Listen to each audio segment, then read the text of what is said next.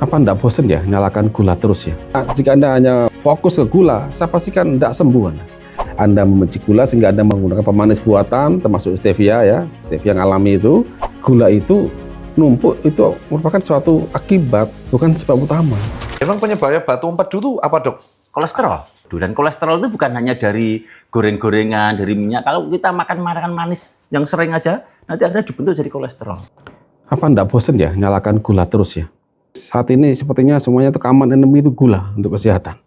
Termasuk batu empedu pun disuspek juga dari gula. Ya memang gula bisa dirubah menjadi kolesterol, asam lemak bisa. Tapi ya tidak semudah itu juga untuk merubahnya. Dan nggak langsung ujuk-ujuk jadi batu empedu. Oke ya, ayo kita coba bahas yuk. Coba kita lihat. Jadi batu empedu. Jadi batu empedu ada 3 tipe, yaitu terbuat dari kolesterol, memang. Kemudian ada batu-batuan, kalsium, fosfat. Ya di sini ada dari grupnya kalsium, ya. Kalsium, kemudian bentuk garam dengan fosfat dan lain-lain. Kemudian ada juga batu empedu dari pigmen. Nah, ini pigmen. Nah, sekarang sebelum kita bahas tentang batu-batu ini, ayo kita bahas dulu apa sih fungsi dari empedu itu. Nah, empedu itu dikeluarkan oleh liver, memang dibuat oleh liver, yang tujuannya untuk mengemulsi kolesterol dan lemak dari makanan kita, supaya dia nanti bisa diangkut, dibawa ke usus jari, kemudian kena enzim lipase, kemudian baru masuk ke dalam sel halus ya, nanti dirubah masuk dalam tubuh kita. Nah, empedu ini terbuat dari apa sih? Empedu terbuat dari ini loh. Empedu itu terbuat dari kolesterol, amatin kolesterol, yang berikatan dengan asam amino, membentuk garam, namanya bile salt. Dan dia juga tersusun atas bilirubin. Ini bilirubin. Ini adalah pecahan, jadi degradasi dari Hb ya, hemoglobin. Hb yang rusak sudah umurnya, maka dia akan dipecah, di breakdown, dibuang lah gitu ya. Nah nanti bersama dengan empedu akan dikeluarkan menuju mana? Menuju usus jari di sini. Nah kalau kita gambarkan ini, jadi makanan masuk ya. Saya makan nasi padang masuk ke lambung saya, kemudian setelah saya lambung masuk usus jari. Nah di sini nanti empedu keluar, nah ke sini empedunya. Nah begitu, itu skemanya begitu. Nah sekarang tanyanya kenapa kok dia jadi batu, kan begitu masalahnya. Nah sekarang Anda coba lihat dulu ya. Yang membuat empedu itu adalah liver. Nah di sini, ini di liver di sini. Bahan bakunya apa? Bahan bakunya adalah kolesterol. Ini kolesterol, bahan bakunya. Yang direaksikan dengan asam amino, bile salt, kemudian dicampur dengan pecahan Hb, dan Hb ini. Nah, Hb ini yang akan pecahan Hb ya, namanya bilirubin. Jadi bilirubin dari Hb itu ya, itu tidak langsung dipakai, tapi dia harus direaksikan dengan ini. Nah, direaksikan dengan ini, dengan gula, namanya glukuronat ya. Ini glukuronat. Nah, di sini nanti terus ini.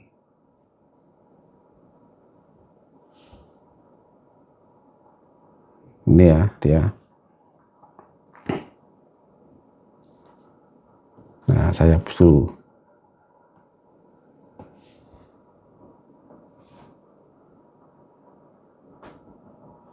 Nah, gini. Ini rasanya ya. Supaya nanti Bapak Ibu paham. Jadi nggak langsung nyalakan gula ya. Jadi begini. Idealnya dia butuh 2.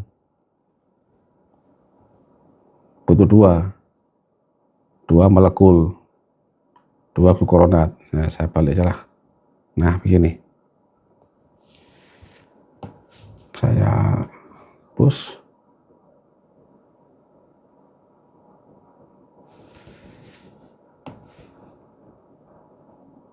Nah, ya. Jadi setelah terbentuk kolesterol bereaksi dengan asam amino membentuk garam, kemudian dicampur oleh bilirubin yang bereaksi dengan asam glukuronat. Nah, jadilah bilirubin diglukuronat. Ini akan dipakai, akan keluar nih. Jadi ini bayangkan ya. Ini tuh diproduksi oleh liver. Nah, di sini ya. Kemudian akan dikeluarkan tuh. Dikeluarkan, seret. Ketemu lipase dari pankreas. Der ke sini. Nah, gitu ya. Itu sehingga dia nggak jadi batu, keluar. Memang bentuk asalnya dia tuh cair. Sekarang tanyanya kenapa kok jadi batu? Oke, pertama ya. Ingat-ingat nih. Jumlah yang dikeluarkan, jumlah empedu, jadi kalau saya tulis ini, jumlah empedu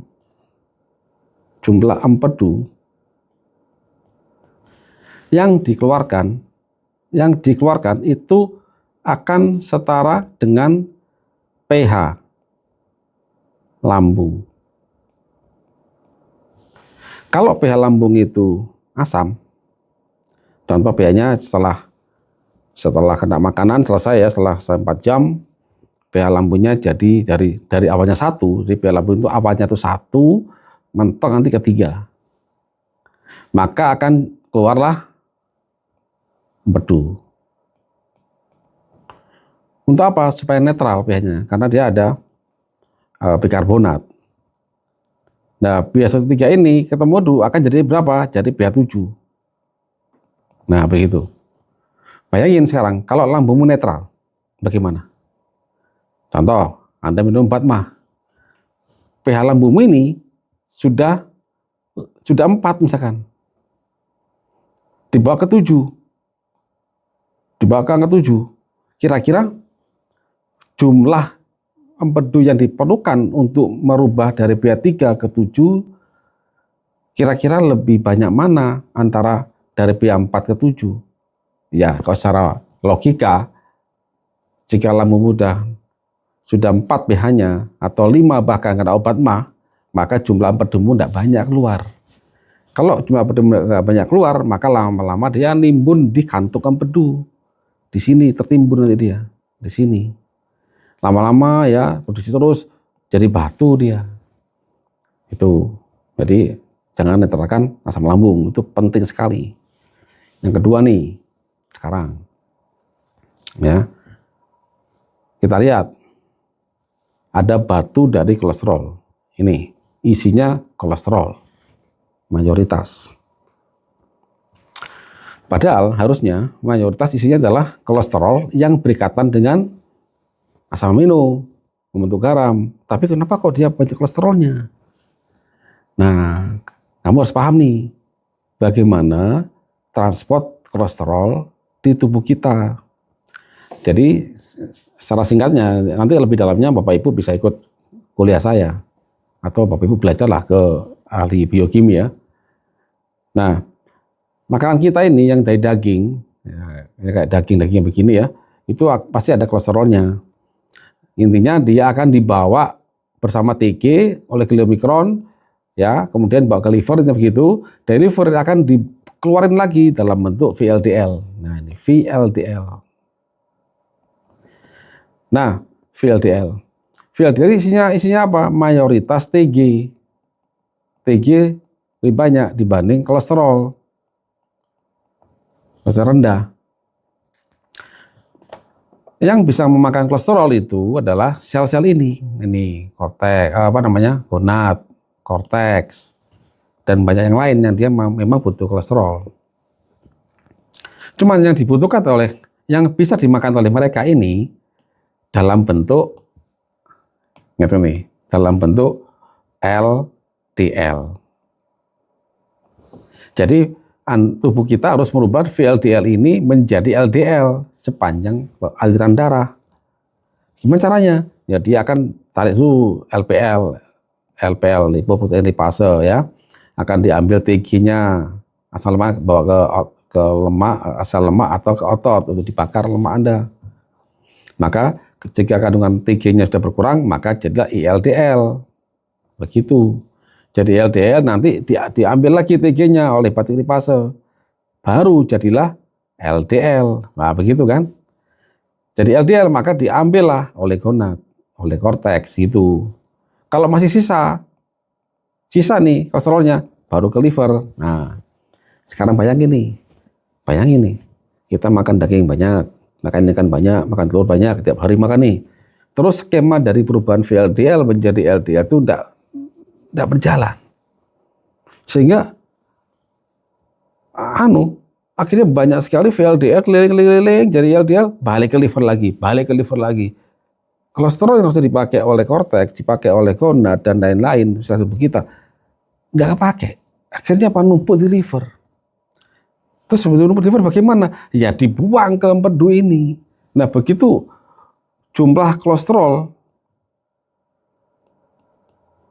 itu numpuk tinggi, maka dibawa ke kantung empedu, ketemu sama garam empedu, perbandingannya berubah. Garam empedunya lebih sedikit dibanding kolesterol yang masih bebas. Jadi batu lah malam. Nah, bagaimana solusinya supaya tidak terjadi begitu? Karena banyak cara. Kita berbagi metabolisme. Contohnya apa? Pastikan Anda bisa memproduksi enzim lipoprotein lipase. Tuh solusinya. Apakah ada langkah-langkahnya? Ada. Banyak pasien kami sembuh dengan cara-cara itu. 6 langkah konsekuensi kita kembali ke aturan Sang Pencipta. Termasuk tata cara masaknya. Yaitu saya sampaikan di banyak edukasi kami di seminar-seminar. Contoh, ada seminar cooking class habis ini kan. Nah itu ya, jadi batu. Akibat apa? Akibat tubuh Anda itu gagal memetabolisme kolesterol dari VLDL menjadi LDL menjadi LDL itu gagal Anda. Dan itu ada sebabnya. Dan bisa diselesaikan kok. Oke, batu kolesterol sudah dijawab ya. Yang kedua, batu akibat mix nih, ada kalsium fosfat, ada mix apa? Artinya mix itu ada mineral. Plus ditambah satu lagi, yaitu ingat ini, bilirubin. Masih ingat bilirubin? Bilirubin itu harusnya dia itu mempunyai berikatan dengan dua ini, ingat, dua asam glukuronat. Nih, dua ini ya. Tapi Anda salah diet, Anda banyak membenci gula, contoh begitu. Sehingga Anda itu menggunakan pemanis lain yang akan memakai glukuronat. Apa contohnya? Stevia. Ya. Stevia ini begitu Anda makan steviol ini harus dibuang. Dengan cara apa? Akan memakai glukuronat ini dipakai untuk membuang steviol. Apa akhirnya? Akhirnya apa? Bilirubin Anda itu yang harusnya ngambil 2 glukuronat dapat 1. Apa akibatnya? Nah, 1 ini nanti dia akan membuat pengendapan batu kolesterol. Nah, apalagi Anda sering minum suplemen kalsium. Nah, sekarang kita bahas nih batu kolesterol yang kedua, yaitu ini batu dari mix, yaitu batu dari memang ada suplemen, ada kalsium dan fosfat dan lain-lainnya. Nah, masih ingat tadi? Begitu bilirubin ini ada 1 gugus karboksilat yang tidak berikatan, maka dia bisa berikatan dengan kalsium, Ca.